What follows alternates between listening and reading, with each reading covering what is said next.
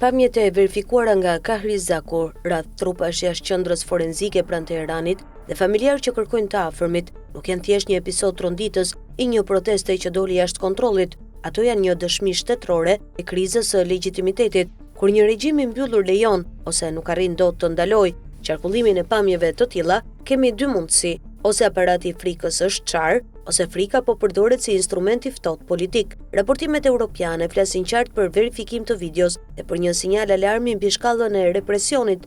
Në planin e brendshëm, Kahrizaku është më shumë se morg, është simbol. Irani e mban mend Kahrizakun si një emër të lidhur me abuzime të rënda ndaj të ndaluarve pas trazirave të 2009-s, të pranuara pjesërisht edhe nga burime ndërkombëtare në ato kohë. Rikthimi i këtij toponimi në qendër të ciklit të ri të dhunës i jep protestave një kornizë historike.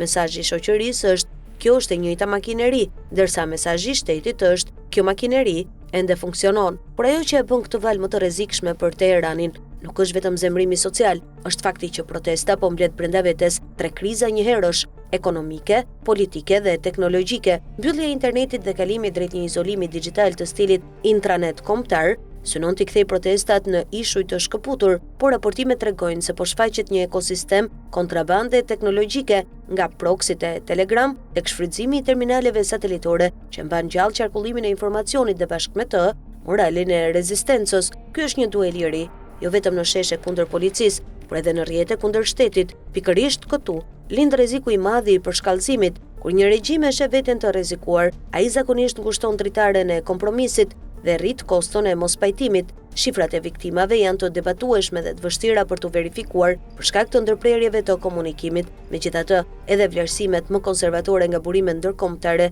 flasin për qindra të vrarë, ndërsa tani po dalin edhe deklarime zyrtare iraniane për rreth 2000 të vrarë, të shoqëruar me narrativën standarde terrorist dhe armiq të jashtëm. Kjo është thelbësore. Pranimi i një numri kaq të lartë e shtyn konfliktin në një nivel ku kthimi si më parë bëhet politikisht i pamundur. Ndërkohë, regjimi po përpiqet ta neutralizojë krizën me dy mjete të vjetra: mobilizim të kontrolluar proqeveritar dhe delegjitimim të protestës si projekt i importuar. Tubimet e organizuara nga shteti synojnë t'i tregojnë elitës së brendshme se qendra mban dhe jashtë vendit se shteti është i fortë. Por në praktik, këto tubime janë më shumë instrument disiplinimi për aparatin se sa shenjë force shoqërore. Në momentin kur propaganda detyrohet të flasë me megafon, ajo zakonisht po kompenson një boshllëk besimi. Në planin ndërkombëtar, dosja po kthehet shpejt në një test të ri nervash mes Teheranit dhe Perëndimit. Kërcënimet dhe sinjalet nga SBA për opsione krijojnë një dinamik të rrezikshme. Teherani mund ta përdorë frikën nga ndërhyrja e jashtme për të justifikuar dhunën, ndërsa Washingtoni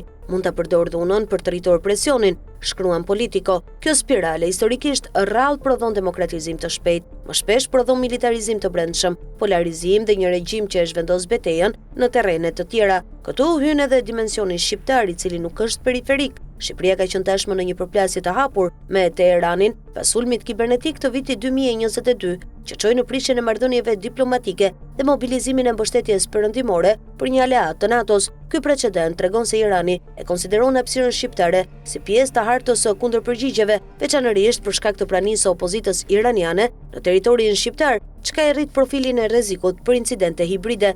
Nëse represioni në Iran thellohet dhe regjimi kërkon të eksportojë krizën, Ballkani dhe veçanërisht Shqipëria mund të shfaqen si skena presioni kibernetik, dezinformimi dhe lojërash të shërbimeve. Pra ajo që duket si dramë e brendshme iraniane ka potencial të prek drejt për drejt sigurinë tonë kombëtare, nga mbrojtja e infrastrukturës digjitale te koordinimi me NATO-n për kundërmasa. Në fund, çështja Kahrizak është lakmusi. Nëse pamjet e morgut kthehen në katalizator që bashkon frikën me zemrimin, regjimi do të zgjedhë ose një represion edhe më total, me izolim të gjatë digjital dhe kontroll brutal, ose një manovër të fortë politike për të blerë kohë. Por çdo ditë që trupa grumbullohen dhe interneti fiket, Teherani po e pranon në mënyrën më cinike se kontrata sociale është thyer, dhe kur një regjim e zëvendëson kontratën sociale me morgun, ai nuk po qeveris më, thjesht po mbijeton.